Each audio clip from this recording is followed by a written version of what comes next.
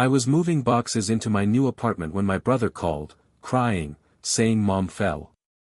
I dropped everything, drove 45 minutes, and found her sitting comfortably, watching TV. "I just wanted you home for dinner," she said. "Your brother said you've been avoiding us." They'd thrown a full dinner party, but set one less plate. My old room had already been given to my niece, who told me, "Grandma said you don't belong here anymore."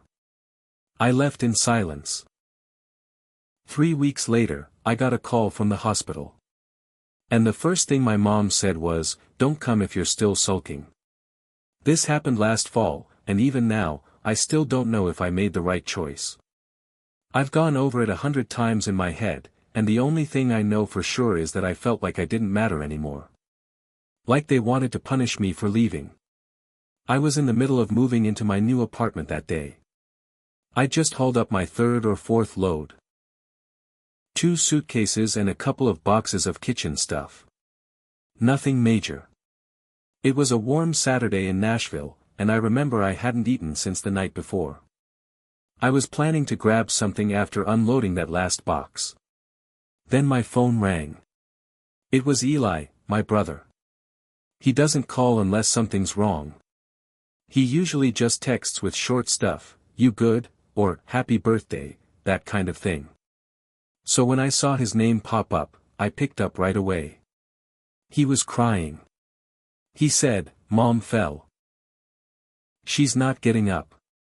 She won't let me call an ambulance. She said she wants you.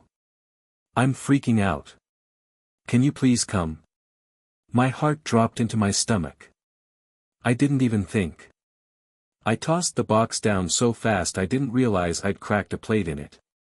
I didn't lock the front door. I didn't even go back for my wallet or charger. I just jumped in my car and sped across town. It's normally about a 40 to 45-minute drive to my mom's house in Hendersonville, and that day it felt like hours. I kept picturing her hurt, alone, maybe stuck on the floor crying for help. She's not old, but she's not young either. And she's always had bad knees. When I pulled up, I saw a few cars in the driveway, but I didn't think anything of it. We're a close family. People are always stopping by. But when I walked in, she was sitting on the couch, laughing at something on TV. Hair done. Dressed like she was about to host a talk show. There was wine in her hand. My cousin Mark was in the kitchen, chopping vegetables. My uncle Kevin was pouring a drink. The house smelled like garlic bread and lasagna. She looked at me and smiled. "You made it." I just stood there. My hands were shaking, my heart was still racing, and I didn't understand what was happening. I looked at Eli, who was leaning on the kitchen island with a sheepish look on his face. "You said she fell," I said, quietly. Eli shrugged, kind of guilty but not really. "She did. Earlier this week. But she's fine now." "So you lied." He held his hands up. "She wanted to see you. You've been avoiding us." I turned to my mom. "You let me think you were hurt." She patted the couch. "Oh, don't be so dramatic. You're here now. That's what matters." The anger hit me like a wave. It wasn't just the lie, it was how easy it was for them. How normal they made it seem. Like manipulating me was just another Sunday chore. I looked at the dinner table. It was set for 8. 7 adults. 1 child. No plate for me. I said nothing. I went to my old room just to sit down, clear my head. But it wasn't my room anymore. The posters were gone. My desk, my bookshelf, my baseball glove, all gone. In their place was a tiny pink vanity, glitter curtains, a pile of dolls. My niece was sitting on the bed with a tablet in her lap. She looked up and said, "Grandma said you don't belong here anymore." That hit me harder than anything. Harder than the lie. Harder than the missing plate. I turned around and walked out. Didn't say goodbye. Didn't slam the door. Didn't argue. Just left. And I didn't answer any of their texts after that. 3 weeks went by. Then the call came. It was real this time. Stroke. They said she couldn't talk well. The nurse said she'd been asking for me. I stared at my phone ringing. I let it go to voicemail. When I finally listened to the message, the first thing she said was, "Don't come if you're still sulking." So I didn't. It's been a few days since the hospital call, and I haven't gone to see her. Eli's been texting. First it was short stuff, "She's awake, she's asking for you, doctor says she needs rest," but then it turned into guilt trips. He said I was being selfish. Said I needed to stop making everything about me. I didn't reply. Then yesterday, I got a voicemail from Aunt Diane. She never gets involved in family drama. She's the neutral one. The peacemaker. She said, "Your mom's not doing well. I know things got messy, but family doesn't leave family. Please come." I almost drove over. I had my keys in my hand. But then I remembered that dinner. That empty plate. That look on Eli's face when he lied and didn't even flinch. I remembered the way my mom smiled at me like nothing had happened, like I was overreacting. And I remembered my niece saying, "You don't belong here anymore."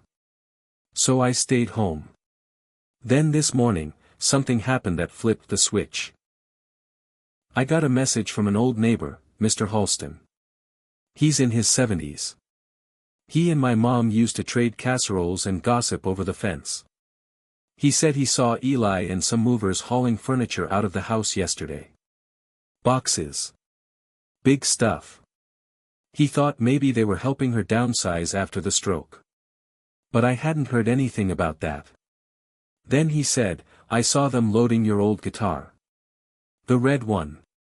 I always liked hearing you play. That guitar wasn't cheap. I bought it after working a summer job at the car wash all through college.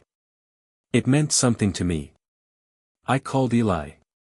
He picked up fast, like he was surprised. "You moving Mom out already?" I asked. Pause. "She needs to be closer to the rehab center." "And my stuff?" "You just took it." Another pause. "It was just sitting there. You haven't been back in weeks. We figured you didn't want it." "You figured wrong." He sighed. "Look, Mom's sick. She needs us. Can we just focus on that?" That's when I knew. None of them thought they did anything wrong. Not him, not my mom. They all thought I was the problem. The dramatic one. The sensitive one. The one who sulked too long. I hung up without saying another word. But now I'm not just staying away. Now I'm planning something. They think they can erase me and take what's mine. They think I'll sit back and let it happen. They lied to me, they humiliated me, and now they're trying to write me out completely. They're about to learn something important. I don't forget. And I don't forgive. 2 nights after that call with Eli, I drove back to the neighborhood. I didn't go inside. I just parked across the street from the house. Sat there in the dark, engine off. Watching. I don't know what I was hoping to see. Maybe proof they'd changed. Or that they missed me. But instead, I saw the porch lights on, the living room TV flickering, and voices laughing inside like nothing was wrong. That hurt more than I expected. Then I saw something that made my blood boil. My cousin Mark walked out to his truck. He was carrying my amp, the one that matched the red guitar. I knew it right away because it had a scratch on the left side where I dropped it during a show in Memphis. He loaded it into the bed of his truck like it was his. I almost got out of the car right then. Almost stormed up and demanded it back. But I didn't. Instead, I waited. I wanted to know what else they were taking. That's when I got an idea. The next day, I texted Eli. I said, "Hey. You're right. Mom's sick. I want to make things right." He replied in under a minute. "Finally. Thank you. She'll be so happy." He told me she was still in the hospital but might be coming home next week if rehab went well. Then he added, "We were thinking about holding a little welcome home dinner. Low key. Just family." I told him I'd be there. I spent the next few days doing my own digging. Talking to neighbors, checking public records. I found out Eli had already started the process of transferring ownership of the house into his name. Said Mom wasn't in a state to manage it anymore. He had a lawyer. He had witnesses. He even filed paperwork to sell the house back to the family trust, which he controlled. But here's the thing. I'm still on the old will. The one where everything's split between me and him. They never told me she changed it. But I got a tip from Aunt Diane. She let it slip that Mom was thinking of changing the will after the falling out. Not that she had, just that she wanted to. That means if she hasn't done it yet, I'm still legally tied to that house. To that estate. And Eli trying to shift things around early? That's fraud. So now I've got a lawyer. And I've got copies of every text from Eli, especially the one where he admitted to lying about the fall. My lawyer says it could show manipulation. Coercion. That they emotionally cornered her. But that's not even the twist. The twist came yesterday. I got a letter from the rehab center. They were billing me. Turns out, Eli listed me as the emergency contact and financially responsible party when he admitted her. My name. My address. My insurance info. He signed it. That's identity fraud. So now we're beyond just lies and hurt feelings. Now it's legal. Now it's war. I didn't go to the welcome home dinner. Instead, I had my lawyer send Eli and my mom a certified letter that arrived the morning of the party. Inside was a full breakdown of what I was filing, a formal dispute of the property transfer, notice of intent to pursue legal action for identity theft, a demand for the immediate return of all personal property taken from my old room, and copies of the texts and statements showing that they faked a medical emergency to lure me under false pretenses. By noon, I got the first call. It was Eli. He was screaming. "What the hell is this?" I said nothing. Then he screamed louder, "You're going to destroy this family." I calmly said, "You already did." I hung up. That night, I sat in my quiet apartment while they had their little dinner. I imagined them opening wine, laughing, pretending everything was fine. Then I imagined the knock on the door. The delivery guy dropping that certified letter into their hands. The silence after reading it. That was the revenge I wanted. But it didn't stop there. The investigation into the rehab billing moved fast. Because of the forged signature and use of my name, the facility opened a fraud case. I had the texts to prove Eli knew I wasn't involved. His name was nowhere on the paperwork, because he put mine instead.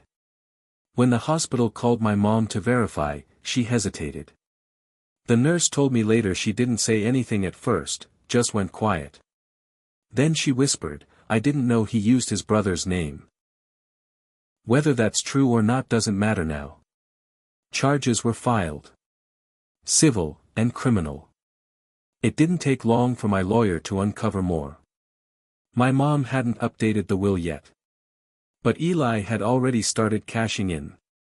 He'd sold some of her collectibles online, ones listed under her name, and started draining her savings to cover expenses. He was stealing from her. And she didn't see it. Or maybe she didn't want to. But she saw it eventually. 3 weeks later, I got another call from the hospital. She was back. Another stroke. Worse this time. Could barely speak. But this time, Eli wasn't allowed in the room. She'd signed paperwork blocking him. The nurse told me my name was back on the contact list. I didn't go. Not right away. But eventually, I stood at the foot of her hospital bed, watching the woman who raised me blink slowly at the ceiling. I didn't feel rage anymore. Just cold. She looked at me, her voice weak, and said, "You didn't have to go this far." I leaned in. And I said, "You made me the villain. So I acted like one." She closed her eyes. I walked out. As of now, Eli is facing fraud charges. The house is frozen under court order. My belongings were returned and I've filed for sole power of attorney for my mom's care. She's not talking to me anymore. But that's fine. I'm not sulking.